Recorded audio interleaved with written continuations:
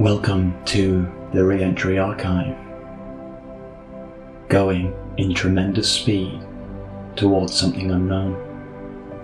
A Salvia experience report. Disclaimer: the experience below is without a shadow of a doubt the most amazing thing that has ever happened to me. Unfortunately, every human language is far too poor to describe it, as it exists only in my mind. Only those who have experienced similar things can even try to understand it. My friends and I have been smoking Salvia for the past several months, taking long breaks after each trip. My latest experience took place at my friend's house and included 3 of my friends and myself. We divided a 1 gram bottle of Salvia 5x extract into 8 equal doses, so that instead of having 10 standard doses, we'd have 8 strong ones. All the lights were off, and each put on the music of his choice, and it was his turn to smoke. We decided that only 2 people would be in the room at the same time, not only for the purpose of always having a sitter present, but also to keep the room as quiet as possible during the trips. My background music was an instrumental progressive rock band whose slow songs are perfect for Salvia trips.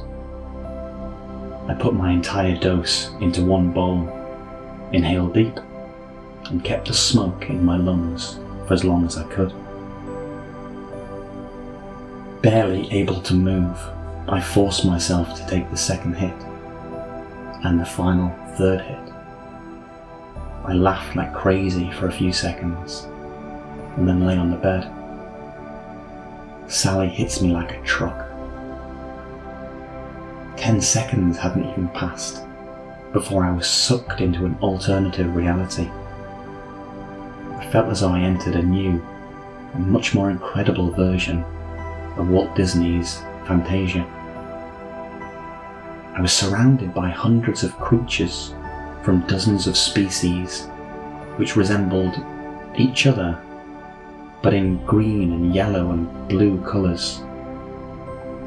The creatures flew over me and around me, creating an astonishing visual display. Dances that no choreography could imitate. Images that no computer or human could ever recreate. The sounds of their flight and their brushing against each other added a strong auditory effect. Hundreds of voices spoke in unison. They called me to join them.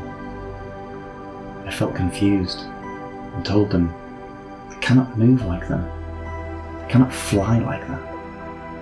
I felt unwieldy, ungainly compared to the creatures that moved around me with such charm.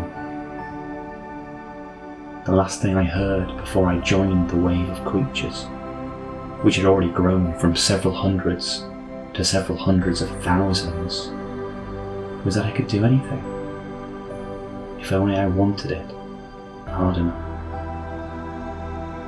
Even though I hadn't done any special attempt to join the wave, at a certain point, I realised I was already in it, uncontrollably carried towards an unknown destination.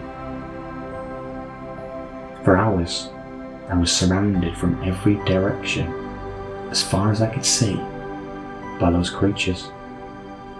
I wondered where I was being carried.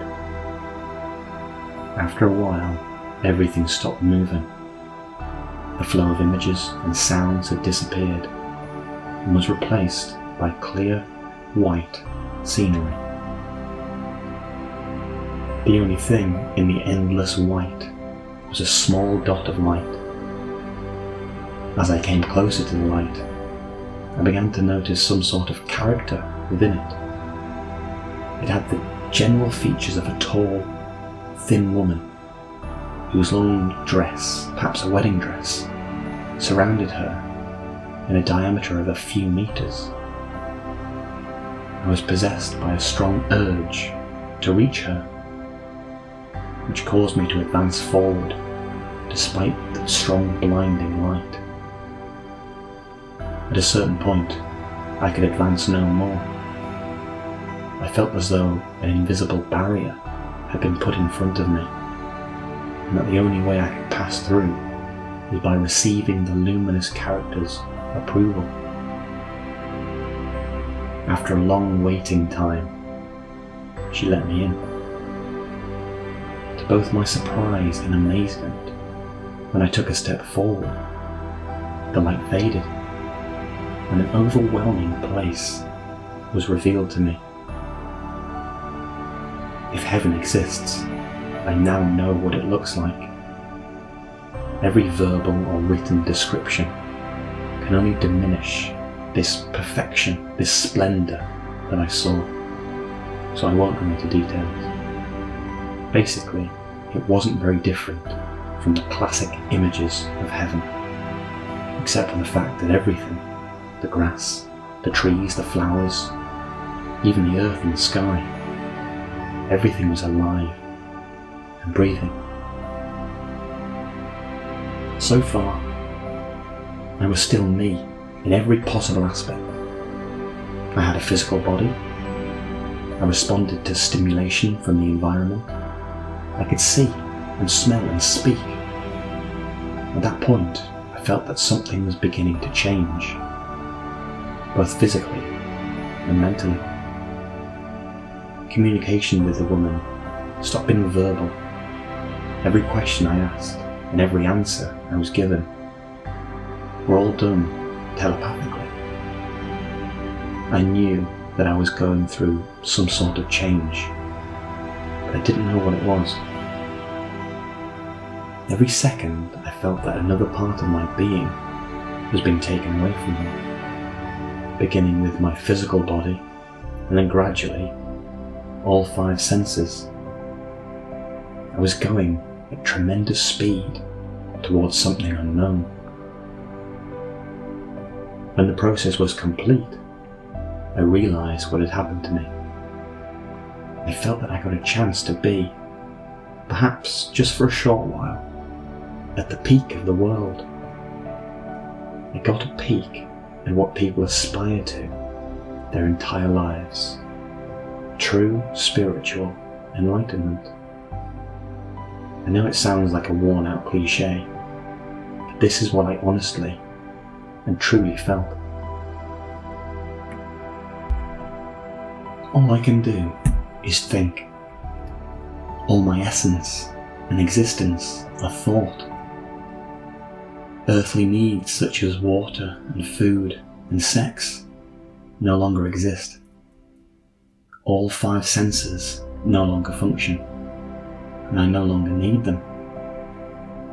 I am no longer restricted by my brain, my body's abilities and inabilities. I am now at the purest and simplest and yet most liberated form of existence. This utter simplicity is what grants me bliss. Such variety of possibilities, and above all, absolute freedom of mind. And in fact, freedom in the truest meaning there is. My entire world is thoughts. Many things I have known in the past are neither needed nor existent in my new reality. Memory, for instance, is no more than a myth to me. All my recollections are spread out in front of me, waiting for me to merely squint in their direction in order to fully relive them. Biological processes and psychological barriers do not even slightly restrict me. I even had access to prenatal memories, which I experienced only briefly. What I remember from those memories is the feeling of being attached to the wall of the universe, accompanied by feelings of confidence and of indecisiveness, and the perception of self. It was almost a complete loss of the ego. My sense of time is completely distorted. As a matter of fact, as I see it, time is now relative to the speed of my thought. The first thing that comes to mind is the analogy of dog years versus human years. My current time is not at all like time in normal everyday reality. The difference is extreme. Yet it is as though my default movement is now being done at the speed of thought, a speed much greater than the speed of sound and of light. 2 minutes in my present condition are equivalent to several months in our everyday reality. In addition, it is possible that the drastic distortion in my sense of time is at least partly the result of the role it's playing in my life. I have practically no needs that are either influenced by time or depend on it, thus making it marginal to me.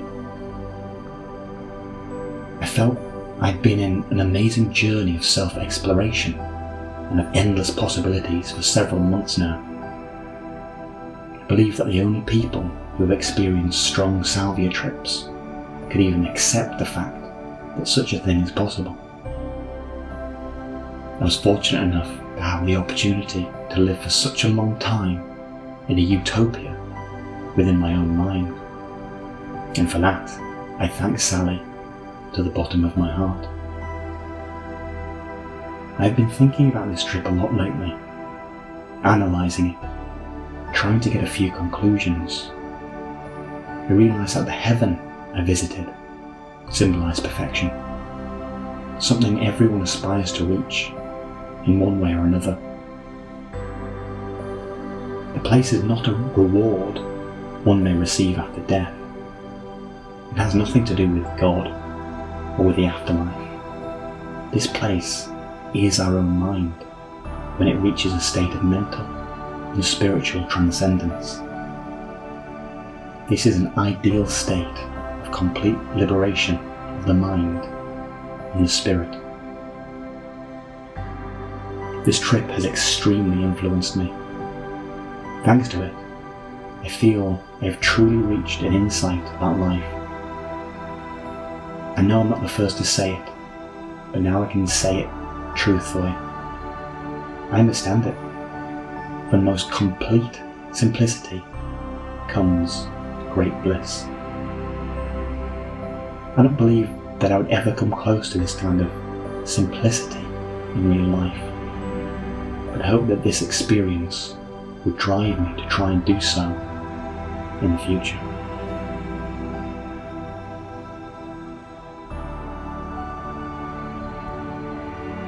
This entire experience was incredibly active and vibrant, but to me, it was the encounter with the woman in the white dress which stands out as the most symbolically significant.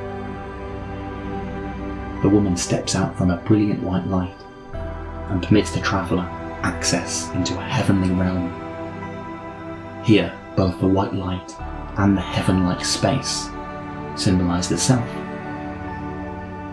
The woman herself is likely a representation of the anima archetype, the unconscious feminine aspect of the psyche.